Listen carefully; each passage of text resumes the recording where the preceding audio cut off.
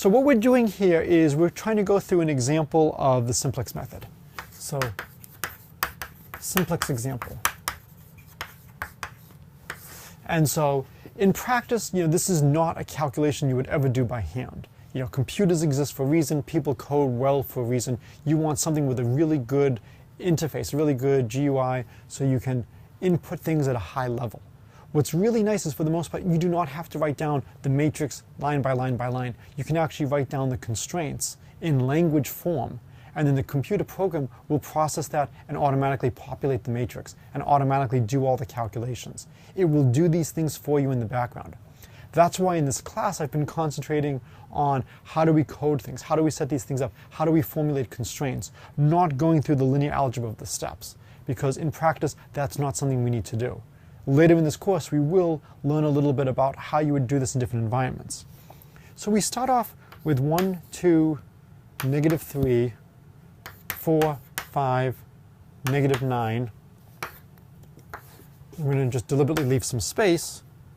x1, x2, x3 equals 4, 13. So we've written our linear programming problem in a very nice canonical form. We've chosen our vector b to have non-negative entries. It's a linear combination of the columns of our matrix, but it's not a linear combination of fewer than 2 columns. Clearly it can't be a linear combination of more than 2 and have them all independent, because it's in R2. These vectors all have 2 components. Any 2 of them is going to be more than enough. If you have 3, they have to be linearly dependent. So we want to apply the simplex method and try to find an optimal solution. So when we're going through this, the first thing we need to know is, what is a basic feasible solution? And if we can't find a basic feasible solution, if none exist, then there's no chance of finding a basic optimal solution. This is why in the homework problem I gave you, I deliberately chose a situation where there was no basic feasible solution, so that you wouldn't actually be going through and implementing the simplex method. So how do we determine if there is a basic feasible solution? Well, one way is we can append the identity matrix to this and add 2 new variables z1, z2. And if we do this, it's clear what a basic feasible solution is. Take z1 equals 4, b1, take z2 equals 13. And now we want to minimize z1 plus z2. And so if we try to do that, we now apply phase 2. And we can apply phase 2 because we have a choice of a vector that is basic feasible. It's not basic feasible to the original problem we were looking at. It's basic feasible to a new related problem. Notice at this point we are not using anywhere what the original objective function is from the original problem. And the reason is, right now we're just trying to find a basic feasible solution to the original problem. The function we're trying to optimize only comes in when we're trying to find an optimal solution. It doesn't matter whether or not I'm optimizing or minimizing, maximizing or minimizing, if I'm just trying to find out, does a solution exist? That comes at a later point. So over here, it's a related problem. Now we apply phase 2. We can apply phase 2 to this new system because we can just look at this, and with divine inspiration, that's the advantage of the identity matrix, 0, 0, 0, b1, b2, we have a basic feasible solution. So now we apply phase 2. So we apply phase 2. And there's going to be 2 possibilities. When we apply phase 2, we're going to get either z1 plus z2 is 0 or it's non-zero.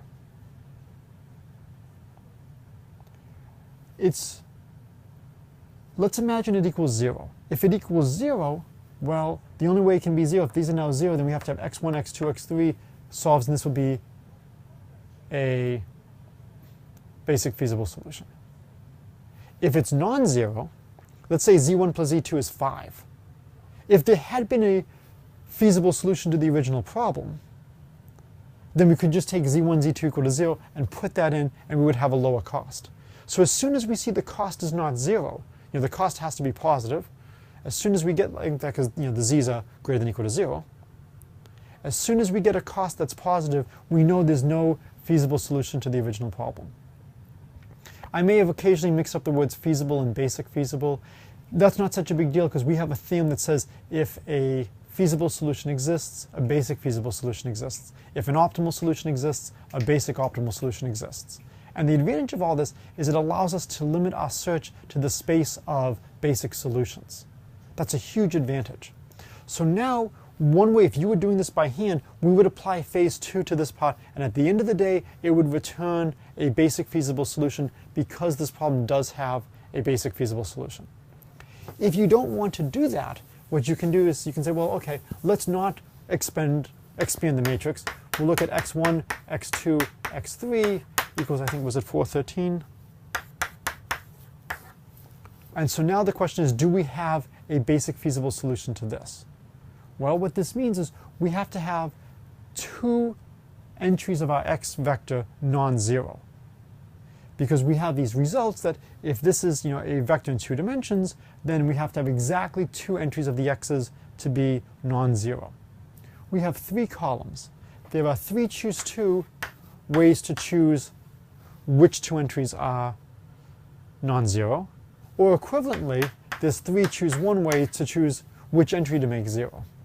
So there's only 3 possibilities to look at. And what we can do is, let's choose, for instance, maybe x3 equals 0.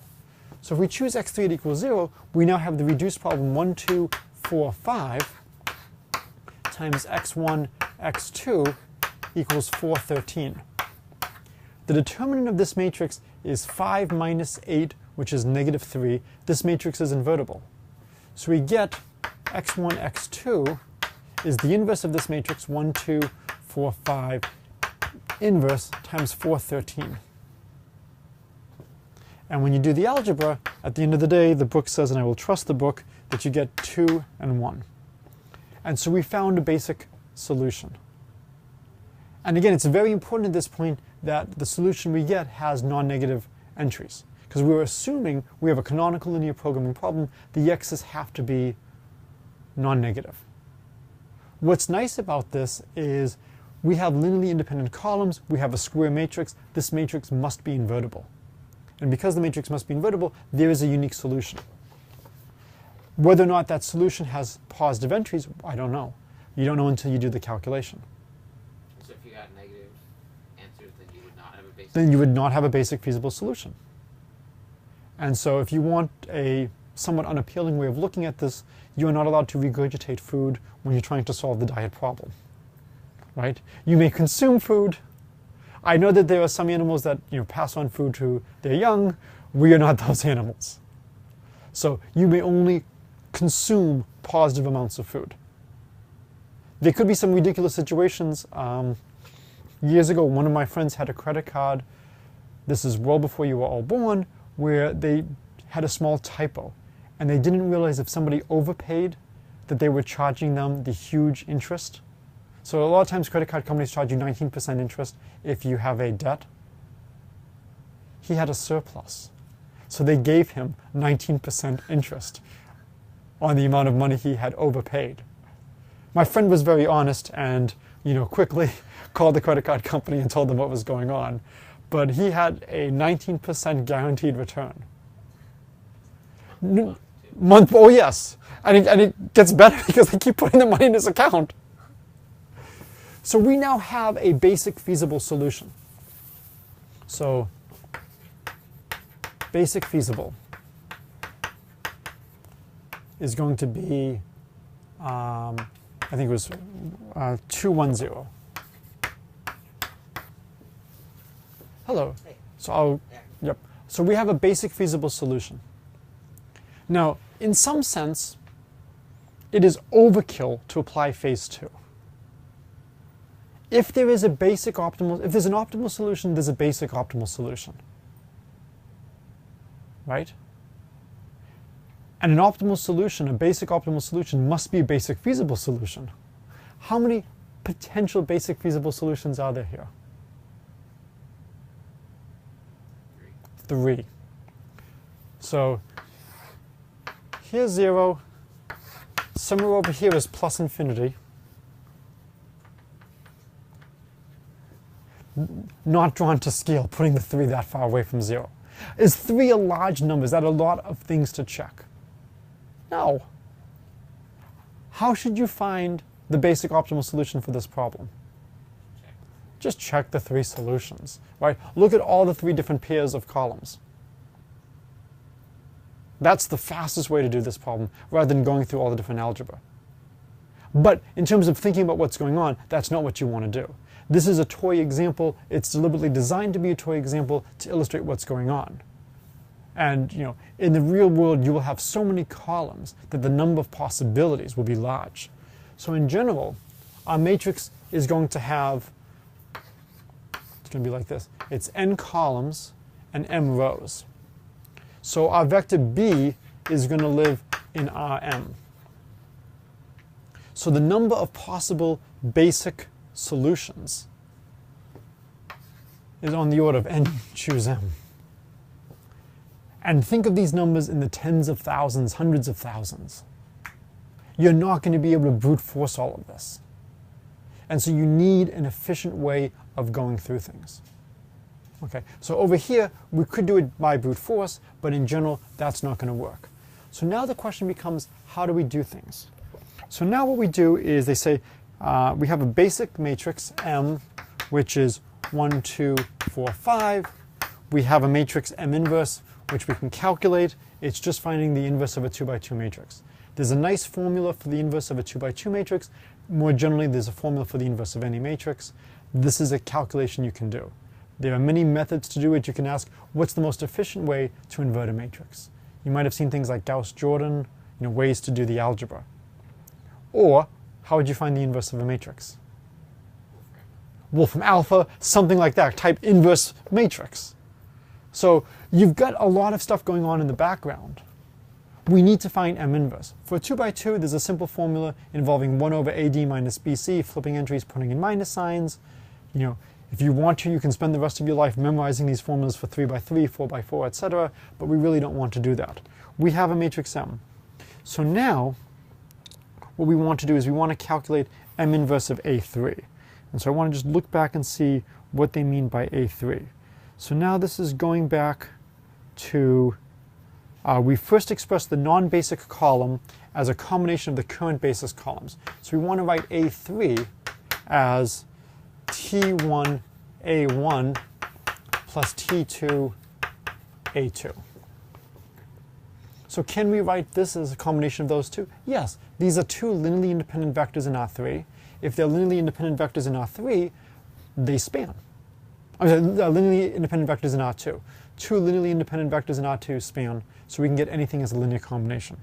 So we can write A3 and the sum, and so we can figure out what T1 and T2 are.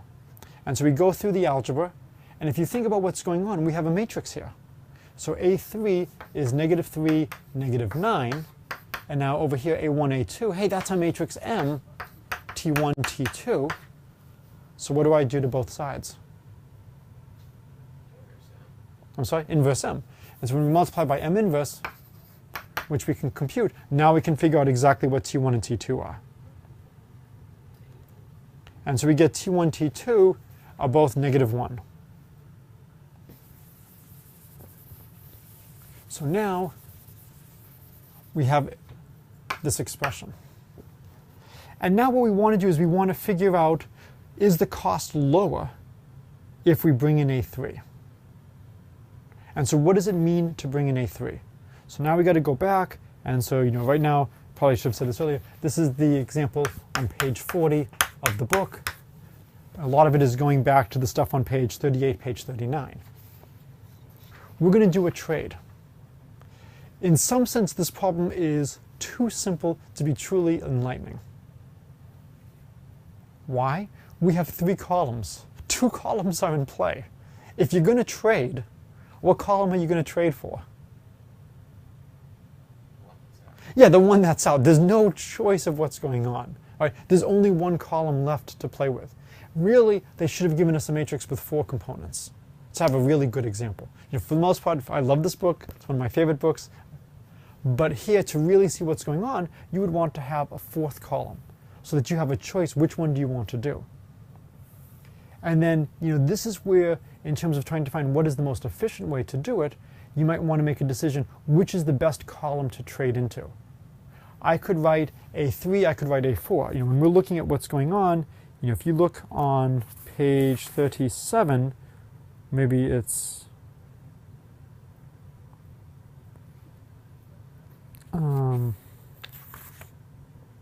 page 38, we first express the non-basic column AS. And so the column AS, in general, is coming from, suppose that Y transpose AS is greater than CS. In this case, the vector Y is infeasible for the dual problem. And remember, we had this wonderful result that the dual problem gave us a test for optimality. If the solution to your original problem has the same cost as the solution to the dual problem, they've got to be the same, because we had this wonderful relationship between them, and it became a test for optimality. If there was a difference between them, it might have been optimal, but we're not sure. And so here we have the situation where we will assume that this is the case, we're not feasible for the dual, so that we want to make a trade. So I don't really know the nuts and bolts of what is the best trade to make. I'd be tempted to say, if we have several components where you have this greater than, maybe go for the one that has the most. The greatest disparity might be the best way to go for. But it might matter, what are the magnitudes of these numbers. If I had to guess, I would probably say whichever inequality is the greatest, that's probably the way to go. If you think back to Lagrange multipliers are more than just telling you whether or not you're at an extremum. If you're not at an extremum, it's telling you which way to travel. And so over here, if we are infeasible for the dual problem, we have lots of different components that we could play with. Maybe look for the one that has the greatest difference between the two sides. But we don't actually need to do that. We can just do any one that has a difference. And then the goal is we're going to replace one of our components